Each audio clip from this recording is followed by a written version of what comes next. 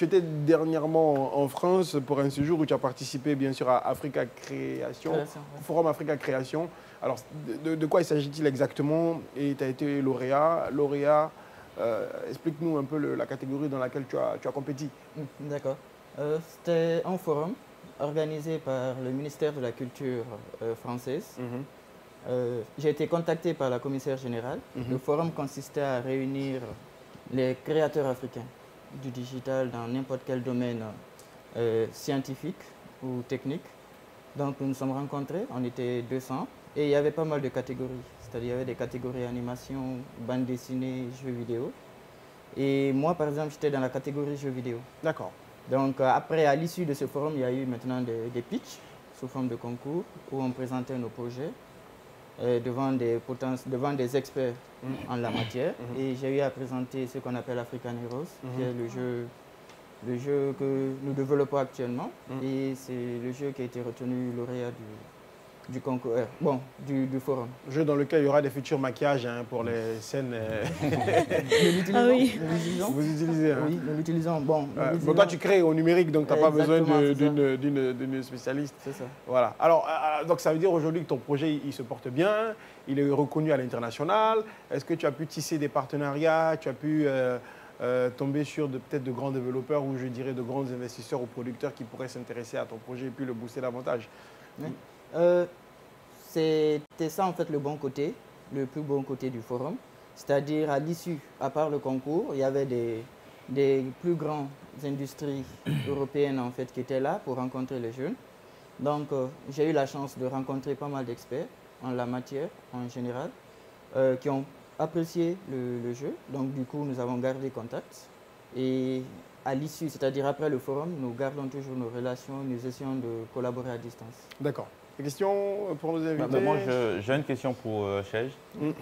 Disons, le projet, tu l'as commencé depuis très longtemps. Et bon, Africa Heroes aujourd'hui, ça fait déjà beaucoup d'années. Tu es en train de travailler là-dessus. Est-ce que maintenant, parce que la dernière fois, j'avais vu une vidéo où tu avais parlé un peu du projet et quelque part, tu avais même affiché une première partie, la première phase qui est vraiment utilisable. Est-ce que cette phase aujourd'hui, on peut rentrer en possession de ce jeu? Est-ce qu'elle est commercialisée? Voilà, c'est commercialisé? Justement.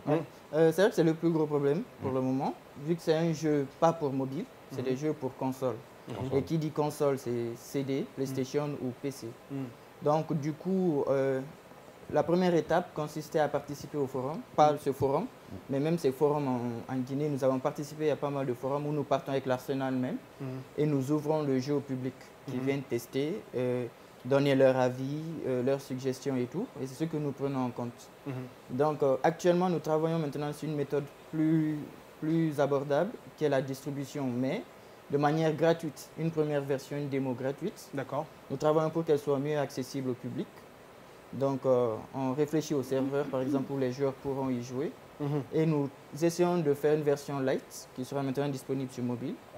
Là maintenant, les joueurs auront le temps de profiter de l'expérience en fait.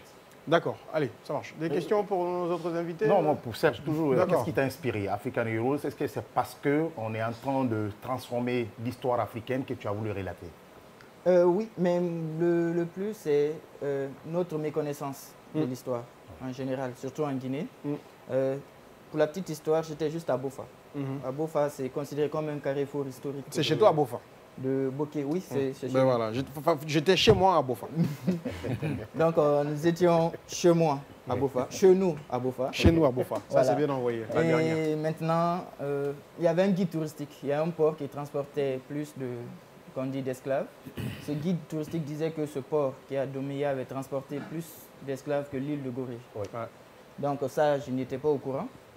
Et on sait en fait la publicité qu'il y a derrière l'île de Gorée, c'est-à-dire c'est considéré comme un carrefour historique même, touristique. Donc je crois qu'est venue l'idée là-bas. J'ai dit, je suis guinéen, je ne suis pas au courant de cette histoire. Je ne savais même pas qu'il y avait un port négrier. On a remarqué qu'il n'y a pas d'excursion, même pour des élèves qui puissent aller visiter ces sites. Et troisièmement, ces sites étaient en ruine, il n'y a presque rien.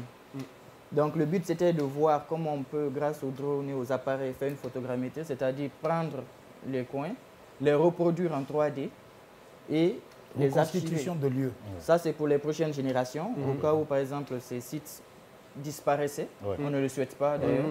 On peut quand même dans le jeu y trouver ces sites, leur histoire. Et c'est comme ça, dans le jeu, tu as des endroits de Bofa, tout ça. Bofa, mais on est allé plus loin. Au lieu de la Guinée, on a passé... Ouais, j'ai vu Tombouctou, si je ne me trompe pas. J'ai vu, voilà. Mali, Sénégal. On est allé chez les Zoulous, on est allé aussi au Maasai au Kenya. On a touché les Yoruba au Niger. Ah, c'est très bien. Projet à venir 2023-2024, ce sera quoi? Ce sera la distribution. La distribution. La première étape de distribution.